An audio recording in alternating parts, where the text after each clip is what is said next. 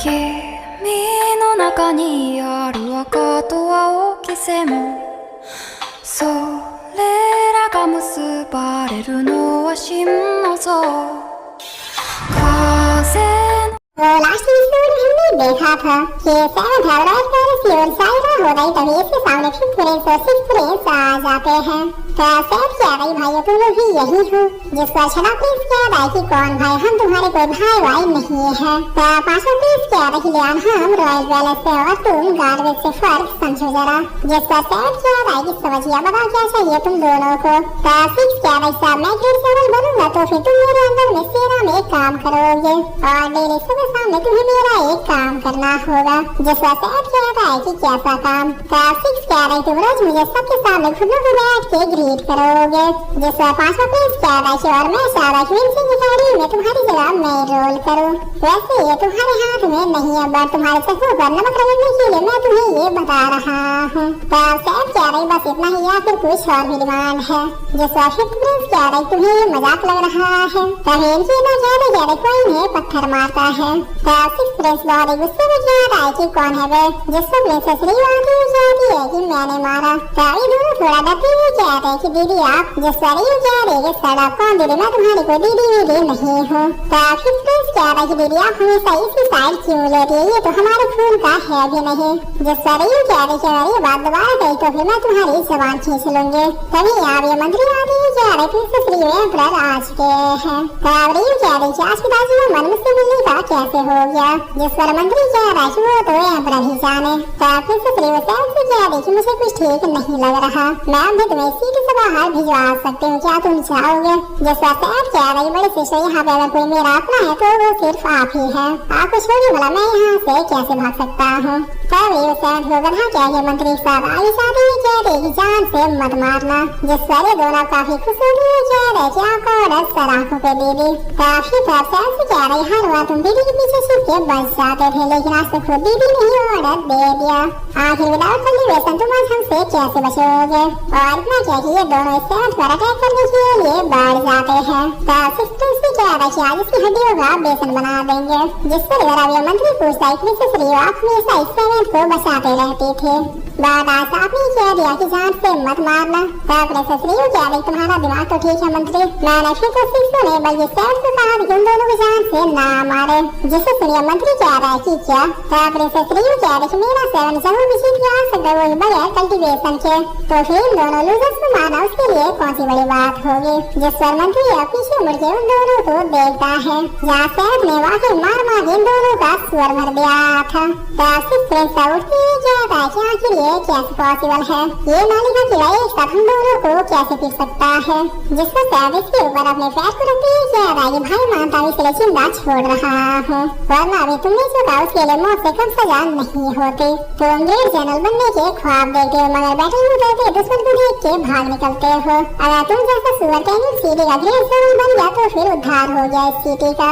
जिस पर fifth Prince उठते हुए कह रही पता नहीं हमारे सन की ग्रैंडमा को तुम्हारे अंदर क्या दिखा, जो रॉयल फैमिली का ना होते हुए तुम्हें अडॉप्ट कर लिया, बट अब गद्दी पे ग्रैंडमा नहीं बल्कि फादर है। तो सेव से अब एक ही बात है कह रहा है ग्रैंडमा का नाम जरा इज्जत से लो, उनके जैसा एम्परर आज तक ना तो कभी हुआ और ना ही कभी होगा।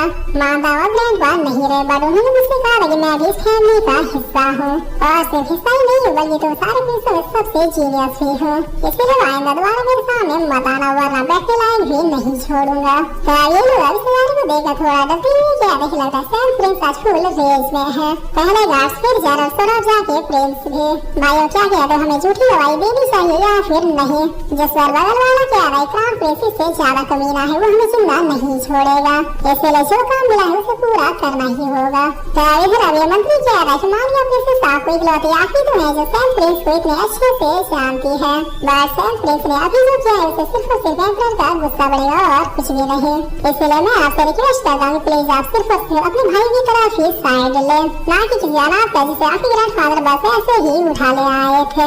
जिस पर इतना सुंदर प्रिंसेस री मंत्री को था पर झाड़ देती है। तो मंत्री कह रहे प्रिंसेस आपने मुझे मारा। जिस पर प्रिंसेस री कह रही कि तुम मुझे बताओगी क्या सही और क्या गलत। तो मंत्री कह रहा है कि माफ कर दीजिए मैं तो सिर्फ आपकी भलाई के बारे में सोच रहा था। जिस पर री सेव की स्टाइल में किक मारते क्या एक ही दफा हो जाओ। अगर तुम 5 मिनट और मेरी नजरों के सामने रहे तो फिर मैं ही तुम्हें जिंदा खत्म कर दूंगी। तब मंत्री अब खुद कहती है क्या राय की माफ कर दीजिए प्रिंसेस, मैं दोबारा से कुछ भी नहीं बोलूंगा।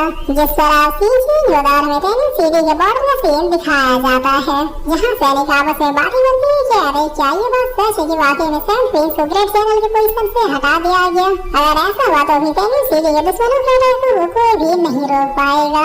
उनके जैसा लीडर मिलिट्री में और दूसरा कोई हो ही नहीं सकता। की कमांडर बहुत ही गुस्से में कह रही जब गोल थे तब सब बिल्कुल सही चल रहा था। बादल के जाने के 3 साल बाद ये लोग मनमर्जी पे उतर आए हैं। नए एवरे वो सिर्फ और सिर्फ सास और अगर अपने बेटों से मतलब है।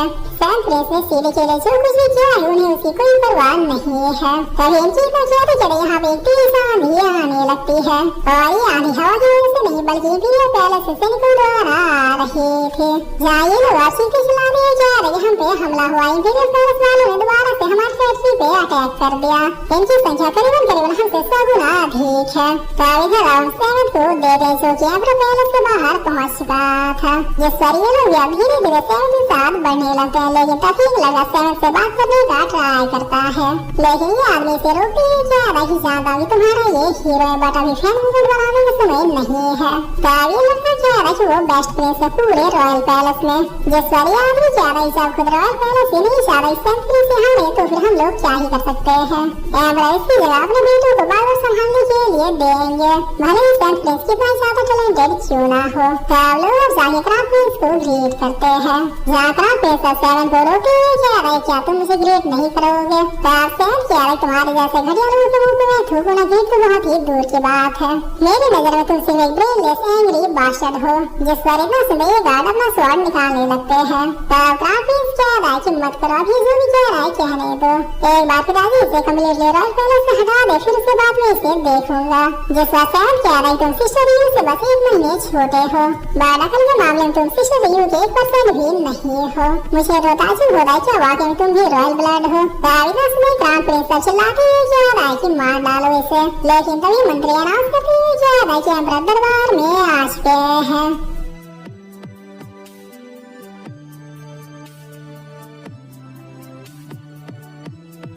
और फिर इसी साथ ही एपिसोड यहीं पे खत्म होता है।